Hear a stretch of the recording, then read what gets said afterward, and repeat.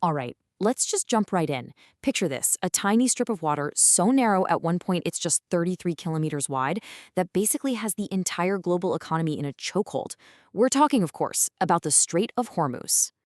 And look, if there's only one thing you take away from all this, let it be this number: 20%. That's how much of the entire world's oil supply has to squeeze through this one single spot.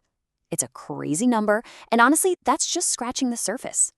So, what are we actually looking at here? Well, the Strait of Hormuz is essentially the only way out for all the big oil and gas players in the Persian Gulf. You know, countries like Saudi Arabia, the UAE, Qatar, Kuwait, they all have to send their ships through this one corridor to get to the rest of the world. And get this, at its tightest point, the shipping lane for these massive supertankers is sandwiched right between the territorial waters of Iran and Oman. Talk about a tight squeeze. And it's not just about the oil, which is already a huge deal at 20 million barrels a day. I mean, look at this. A full 20% of the world's liquefied natural gas, that's the stuff that heats our homes and powers factories, comes through here, mostly from Qatar. And a third of all fertilizer on the planet. That's directly tied to our food supply. But it's not a one-way street either. All the critical stuff the region needs, like food and medicine, has to come in the same way. It's a lifeline going both ways. Okay, so that leads to the really big question, right?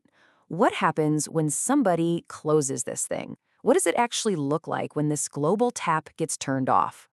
Well, the impact is instant, and it is dramatic. On any given day, you've got over 100 ships passing through, business as usual. But when things get tense, that traffic just stops. It grinds to a halt. We've seen data where on some days, literally 0 ships get through. On other days, maybe you see 1 or 2, and they're usually just local tankers. It's like turning a superhighway into an empty road overnight. And this chart really drives the point home for energy. You go from that 20 million barrels a day gusher down to maybe 1 million barrels. It's not a slowdown, it's a complete clampdown, a total chokehold on global energy. You know, Matt Smith over at the data analytics firm Kepler, he said it best. He basically said the disruption is, well, massive. And it hits everything. It's a shockwave that goes way beyond just the oil markets, rippling out to all kinds of industries all over the world. So, you're probably thinking, okay, if it's that important, why don't the big navies just, force it open? And yeah, it sounds simple enough, right? But the military reality, it's a whole different ballgame. So let's really dig into that. How would you go about reopening a blocked strait? And what are the huge hurdles you'd face?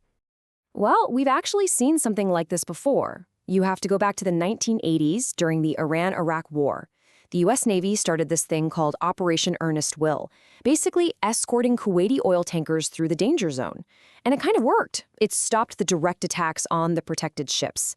But Iran just got smarter. They started using sneaky sea mines and going after the ships that didn't have an escort. So it helped, but it was no magic bullet. And here's the kicker. That was then. Today is a completely different story. Back in the 80s, you were dealing with small boats and old-school mines. Now Iran has sophisticated anti-ship missiles, long-range attack drones, even submarines. Plus, back then, the U.S. wasn't the main target. Today, in any direct conflict, U.S. ships would be priority number 1. And maybe most importantly, the U.S. Navy is way smaller now. Trying to run that kind of escort operation today would stretch its resources to the absolute limit. All right, so if the military option is super risky, there's another idea that always comes up. People always say, well, why don't they just use pipelines to go around it? It's a fair question. So let's actually look at the numbers and see if that holds up. Yeah, this chart pretty much says it all, doesn't it? The amount of oil going through the strait just completely dwarfs what the bypass pipelines can handle. They're not even in the same ballpark. A one-for-one replacement? No way, not even close. Let's break it down real quick. Saudi Arabia has this big pipeline that heads out to the Red Sea, and it's got maybe 3 to 5 million barrels of extra capacity. The UAE has one too, but it's way smaller, less than 1 million barrels. So you add those up, and you're still left with this massive gap. Analysts figure the world would be short somewhere between 8 to 10 million barrels a day. So yeah, this idea of a pipeline bypass, it's just not a reality right now. So, okay, military options are dicey. Pipelines don't cut it. Why should you, sitting at home, care about any of this geopolitical drama? Well, because that shockwave from the strait doesn't just stay in the Middle East. It travels right across the globe and lands squarely in your wallet. Here's the chain reaction, step by step. The strait gets blocked. That causes a panic, and fuel prices everywhere shoot through the roof. Suddenly, it costs more to ship everything. I'm talking everything from your new phone to the food at the grocery store. Companies pay more for energy, they pay more for parts, and guess who ends up footing that bill?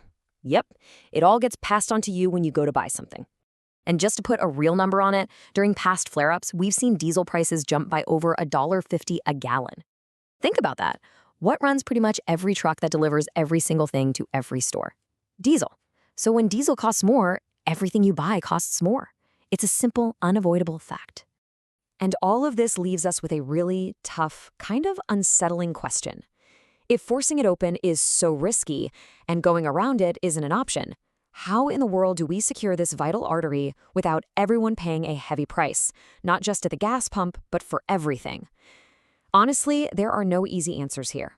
And that's exactly why this tiny little strait will continue to be one of the most important and most dangerous places on Earth.